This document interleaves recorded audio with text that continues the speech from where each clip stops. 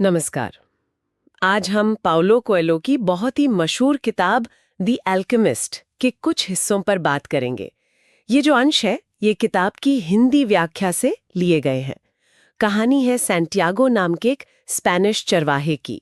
उसे एक सपना आता है मिस्र के पिरामिडों के पास छिपे खजाने का, और कहानी की शुरुआत में ही एक बूढ़े राजा मेल्कीजेदेक से मुलाकात होती है।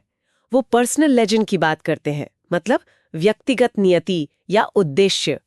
तो चलिए आज सैंटियागो के इस सफर को और इसके मतलब को समझने की कोशिश करते हैं। हाँ, और ये सफर जुनून से शुरू होता है। जैसा आपने कहा, सैंटियागो अपना सब कुछ, मतलब अपनी भेड़ें तक बेच देता है, सिर्फ उस सपने के पीछे जाने के लिए। लेकिन शुरुआत में ही उसे एक बड़ा झटका लगता है। वो टैंजियर पहुंचता है और वहीं उसे लूट लिया जाता है। बिल्कुल अकेला, पैसे नहीं, कुछ नहीं। तो शुरुआती ऐसी मतलब सफर शुरू होते ही मुश्किल। बिल्कुल, और यहीं से उसकी असली परीक्षा शुरू होती है। वो फिर एक क्रिस्टल व्यापारी की दुकान पर काम करने लगता है। अच्छा, वो क्रिस्टल दुकान वाला हिस्सा, वो सिर्फ एक नौकरी नहीं थी शायद, उसमें भी कोई सीख थी। हाँ, निश्चित रूप से। वो सिर्फ पेट पालने का तरीका नहीं था। उस दुकान में काम करते हुए सैंटियागो ने सिर्फ बिजनेस की बातें नहीं सीखी, उसने धैर्य सीखा, हालात के हिसाब से खुद को ढालना सीखा।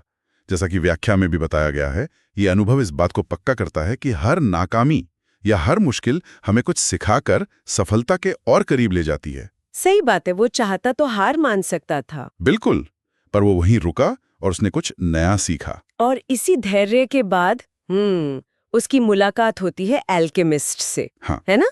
यहाँ से कहानी थोड़ी और गहरी, मतलब दार्शनिक हो जाती है। हाँ, एल्केमिस्ट का किरदार बहुत अहम है।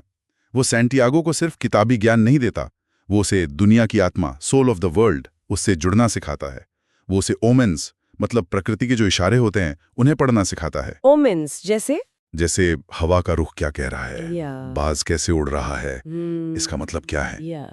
ये कोई अंधविश्वास नहीं है, बल्कि अपने आसपास की दुनिया के प्रति एक गहरी जागरूकता, एक तरह की सजगता विकसित करना है। अच्छा, और यहीं पर वो बहुत मशहूर लाइन आती है जो शायद हम सब ने सुनी है, जब तुम किसी चीज को पूरी शिद्दत से चाहते हो तो पूरी कायनात उसे तुमसे मिलाने की साजिश करती है। हाँ, बिल्कुल। क्या ये सिर्फ एक खूबसूरत ख्याल है या इसका कोई गहरा मतलब भी है? देखिए, ये सिर्फ एक रोमांटिक लाइन नहीं है। इसे आप इच्छा शक्ति और जो ब्रह्मांडीय ऊर्जा है उसके तालमेल की तरह देख सकते हैं। अच्छा, जब कोई इंसान अपने लक्ष्य पे पूरी तरह से फोकस करता है तो वो अपने आप ही उन अवसरों और संकेतों के प्रति ज्यादा सजग हो जाता है जो उसे मंजिल तक ले जा सकते हैं। तो एक तरह से कायनात साजिश नहीं करती, बल्कि आपकी जो एकाग्रता है वो आपको कायनात में मौजूद संभावनाओं को देखने में मदद करती है। दिलचस्प नजरिया है। अच्छा, सफर में उसे फातिमा से प्यार भी होता है। हाँ, कई कहानियों में प्यार को मंजिल से भटकाने वाला दिखाते हैं, पर यहाँ कुछ अलग है ना? सही कहा। यहाँ प्रेम को एक ताकत की तरह दिखाया गया है। फातिमा रेगिस्तान की औरत है, वो इंतजार का महत्व समझती है, और वो सैंटियागो को रोकती नहीं है, बल्कि उसे उसका पर्सनल लेजेंड पूरा करने के लिए हिम्मत देती है, प्रेरित करती है। अच्छा, तो संदेश शायद ये है कि सच्चा प्यार आपको बांधता नहीं, बल्कि आजाद करता है, आपके सपनों को पूरा करने में मदद करता है। ये बहुत अच्छी बात है। लेकिन इतनी सारी सीख, इतना लंबा सफर, और फिर सैंटियागो आखिरकार पिरामिड पहुंचता है और वहां कहानी एकदम पलट जाती है। खजाने की जगह लुटेरे, ये तो कमाल ही है। हाँ, और यही तो कहानी का सबसे रोचक मोड़ है।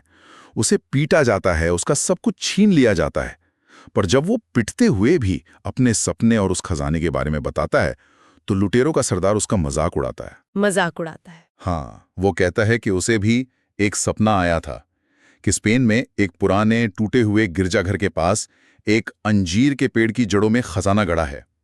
लेकिन वो कहता है कि वो इतना बेवकूफ नहीं है कि एक सपने के पीछे रेगिस्तान पार करके स्पेन जाएं।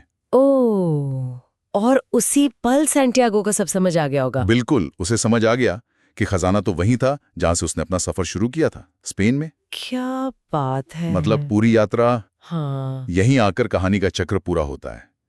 ऊपर से देखें तो लगता है कि सारी यात्रा बेकार गई, लेकिन ऐसा नहीं है। असली खजाना वो सोना चांदी नहीं था, असली खजाना थी वो पूरी यात्रा, वो सारे अनुभव, वो ज्ञान, वो आत्मखोज जो सैंटियागो ने रास्ते में पाई।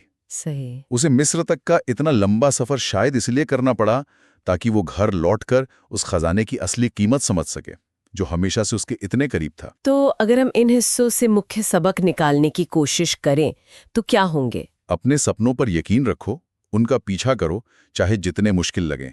डर को हावी मत होने दो। हाँ, और प्रकृति के इशारों, वो अमेंस को समझना सीखो। प्रेम को बाधा नहीं, प्रेरणा बनाओ। और हाँ, धैर्य, समर्पण, खुद पर विश्वास, ये सब बहुत जरूरी है। एकदम। ये किताब असल में एक रूपक कथा है, एक एलेगोरी। बाहरी खजाने की खोज दरअसल अपनी भीतरी क्षमता, अपनी आत्मा की आवाज और जीवन के असली मकसद को खोजने का प्रतीक है। सैंटियागो की यात्रा खुद को जानने की यात्रा बन जाती है। ये वाकई बहुत गहरा है। और ये एक सवाल भी छोड़ जाता है हम सबके सोचने के लिए। खजाना तो वही था जहां से सैंटियागो ने शुरुआत की थी। तो क्या जीवन में कभी-कभी हमें इतनी दूर भटकना पड़ता है, सिर्फ इसलिए ताकि हम उन चीजों का मूल्य समझ सकें जो हमारे बिल्कुल पास